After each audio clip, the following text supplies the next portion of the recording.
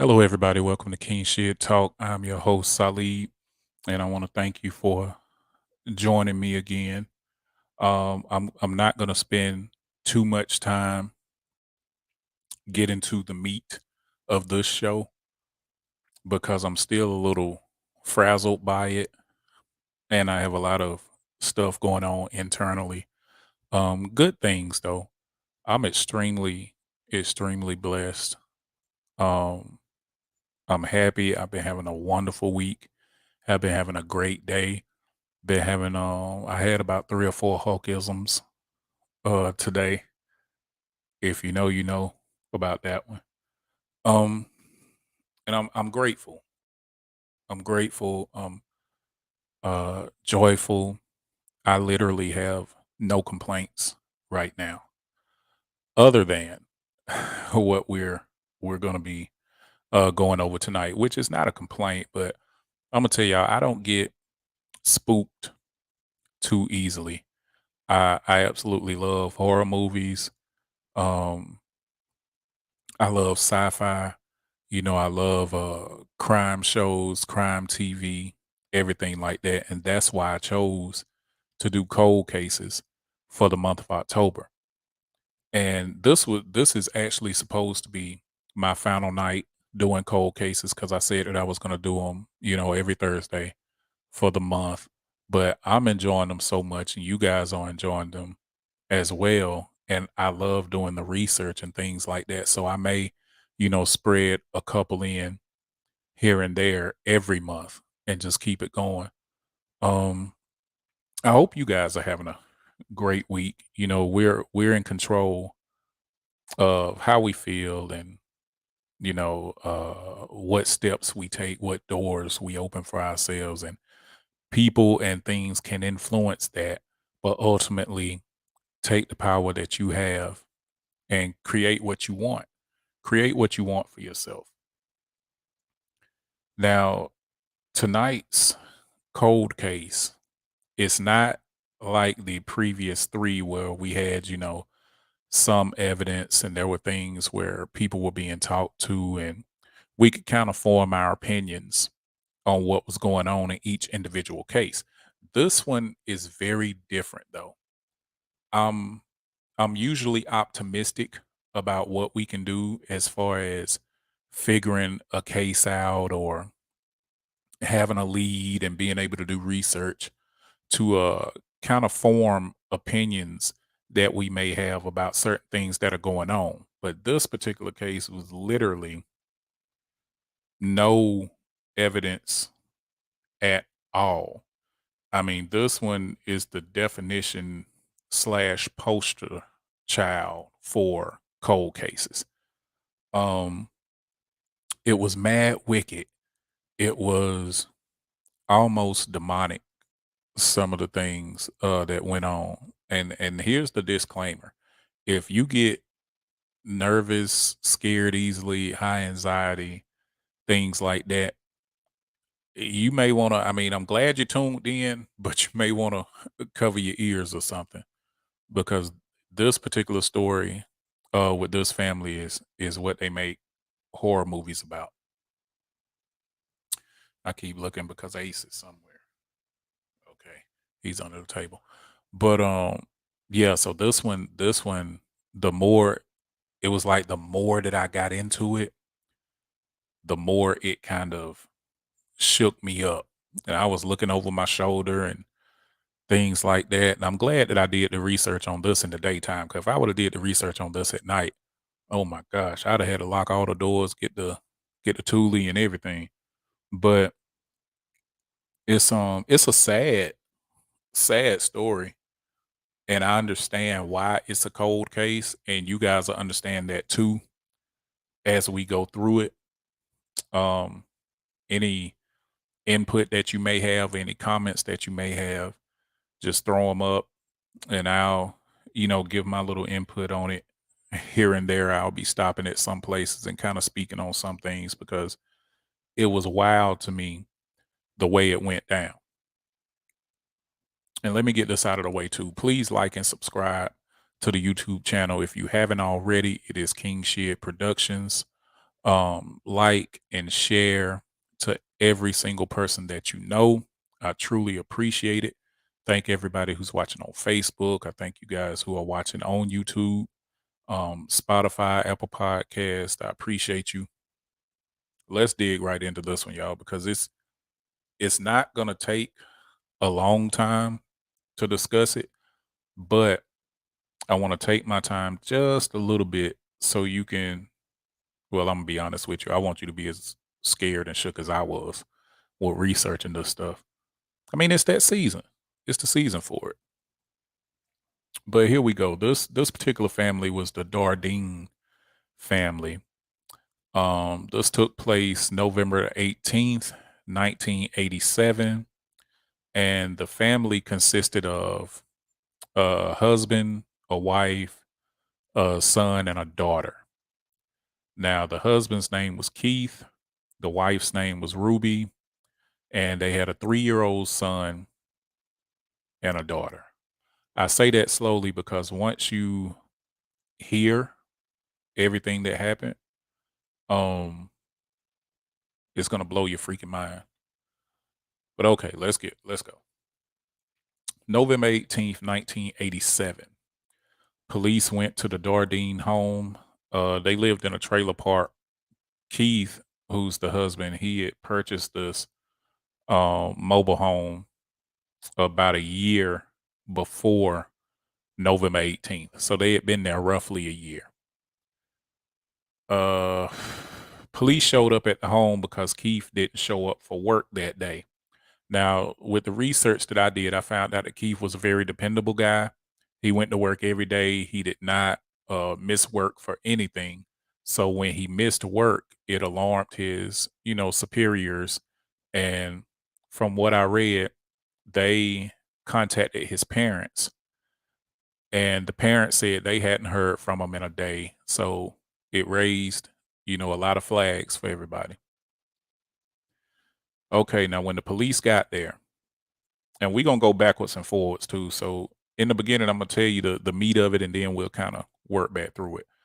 But when the police got there, they found his wife, who was 30 years old, their son,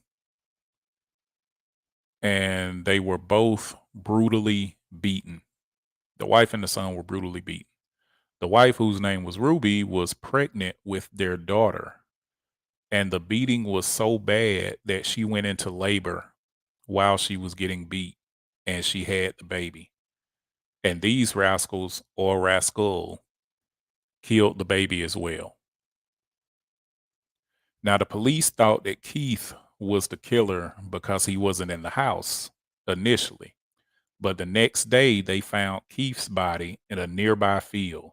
He was shot and his willy whacker was cut off. Now, we're going to take just this little bit and talk about what we know thus far. Keith didn't go to work. They called the parents. Parents called the police.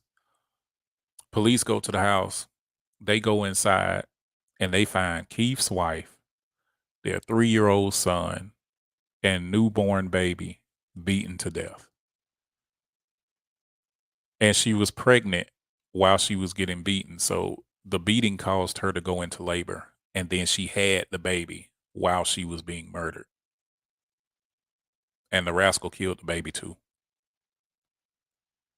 And I was seeing while I was researching it, I was seeing it like it was a movie.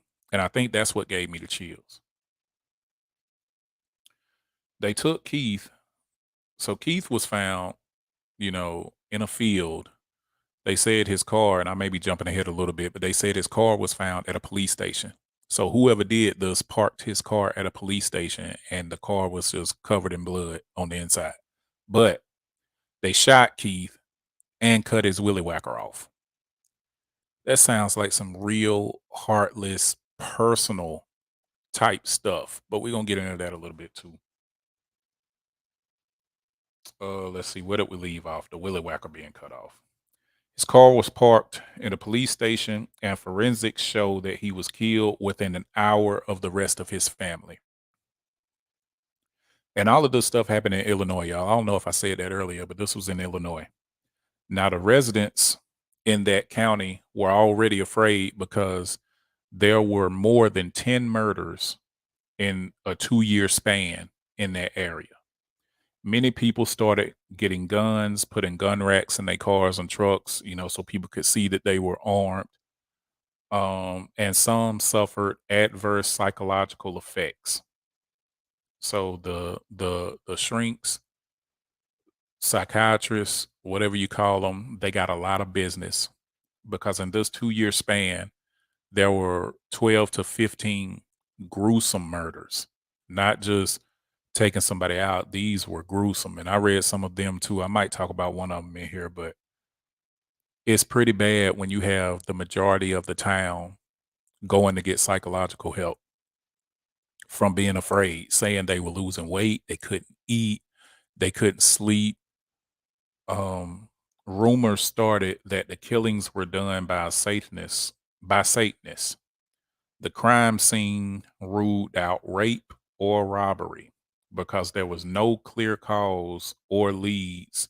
The crime, oh, wait, my bad. Because there were no clear causes or leads, the crime remains unsolved.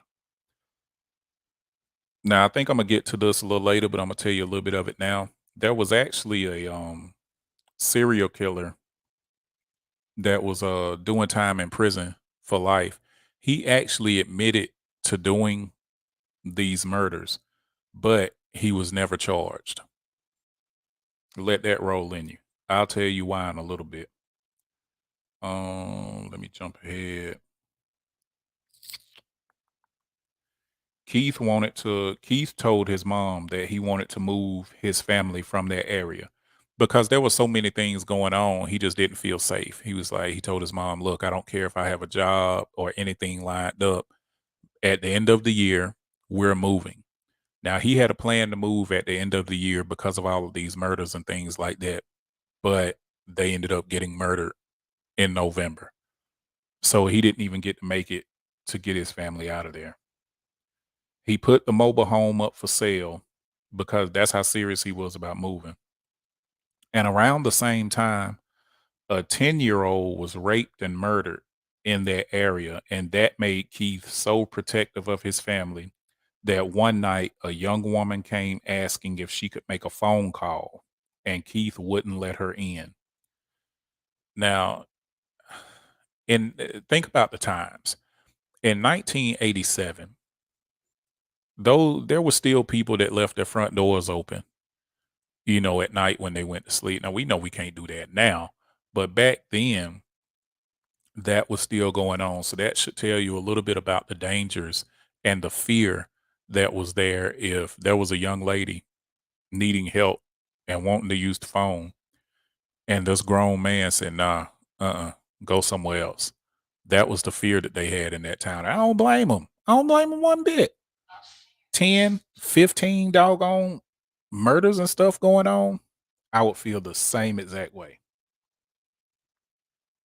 When police found the bodies, Keith's father, oh, and they found the bodies because Keith's father had an extra key. So when they called the parents, I think they said they were about an hour away, but he had a spare key. So he said he would meet the police there, and that's how they gained entry to the house. Now, the wife and the two kids were in the bed together. The wife had been gagged and bound with duct tape. Her and her children had been beaten with a baseball bat that the boy got for his birthday. Um, yeah, let's stop there. Let's talk about that for a second. Cops get there.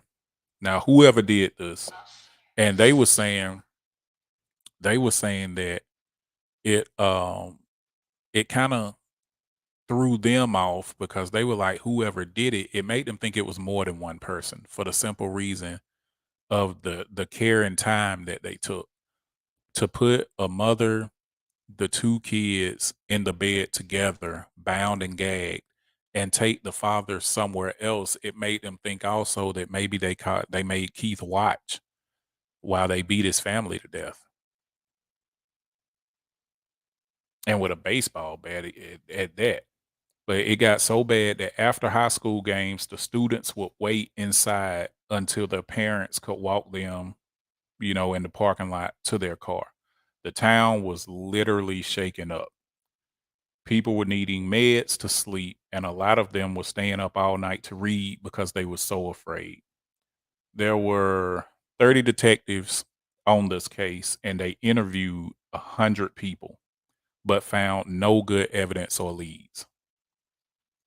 The killer or killers didn't fear being seen because they took the time to tuck them into the bed and clean up the house. So they didn't find really too much evidence at the house, but they did say that they found a trail of blood leading out the back door into, the woods. So they're thinking that whoever did this, they were covered in blood, of course, and they left out of the back. And the back door was still open when they got to the house. This led investigators to think that maybe Keith wasn't killed at the same time that the rest of the family was. The back door was left open, as I just stated, and nothing was stolen. They said there were electronics out, there was jewelry, there was some money. They also found some weed up in there, so they kind of was thinking that maybe Keith was dealing drugs or something like that, and something went bad.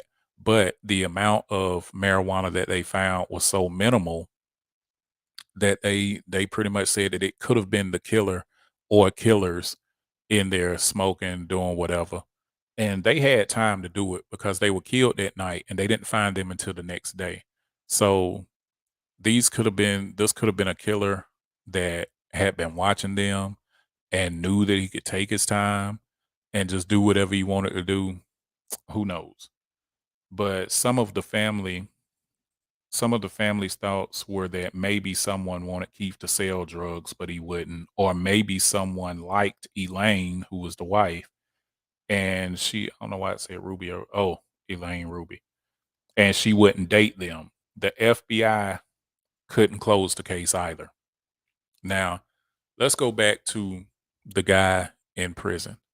Now, this gentleman was on death row. He had committed, I believe it said, over 20 murders. And this particular murder he admitted to while he was in prison. But let me tell you where the problem came up. And this is why they never charged him. It's because he was locked up in Texas and the case was out of Illinois. And Texas law at that time, and I don't know what it is now, but Texas law at that time stated that no prisoner could be taken to another state. So being that they couldn't take him, they really couldn't determine whether he knew key things that could really tie him to that murder or those murders rather, because they tied him to the other 20. But he was telling them some things about the murder, and they were like, he'd get some of it right, some of it he would get wrong. Like he got the position of the mother wrong the first time, but then he got it right the second time. And his story was that he was a what do they call those people? The ones that go from town to town and they get there by hopping the train. I don't know what they call them. It's not hobos, I don't think, but basically what he did, he would go from town to town and he would find work, here and there, and then he'd go to the next town. Well, he claimed that he met Keith at a truck stop. They carried on a conversation, and he says that Keith invited him to his home for dinner. Okay, so he said that he goes to the home. He's having dinner with Keith and his family. And this is where authorities said it got kind of fuzzy for them too. They said that he stated that Keith, well, let me back up. This guy says that he was molested and raped when he was younger, right? That's important information because of what I'm about to say now. He said that Keith made advances to him, and he said that triggered him and it made him extremely upset. So he says that he took a gun and forced Keith to drive. He said they drive somewhere to this field, and he claims that he cut Keith's willy whacker off and told him, what happened to him when he was a child. And he also says that he told Keith that his actions triggered him, and so he then shot him. Well, he says before he shot him, he told Keith, "I'm gonna go back and kill your family." Okay, so he says he shot him, and then he drove back to the house and then killed the rest of the family. Now, this isn't making much sense because if it went the way that he says it went, that would mean that he drove, killed the rest of the family, then drove back to the field and left the car.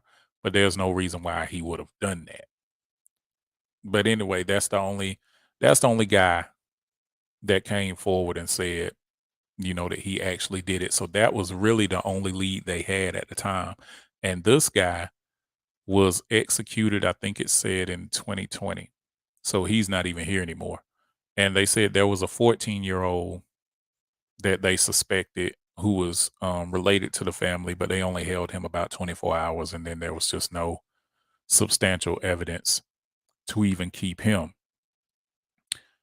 Y'all, this one got so bloody deep because there was a lot more to it, but I didn't want to keep, digging and digging and digging because I like to protect my peace at all costs. And that was kind of messing with my spirit. And I don't never like to hear when bad things happen to kids anyway.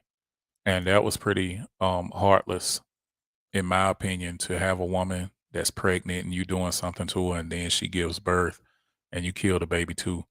That was a bit much. But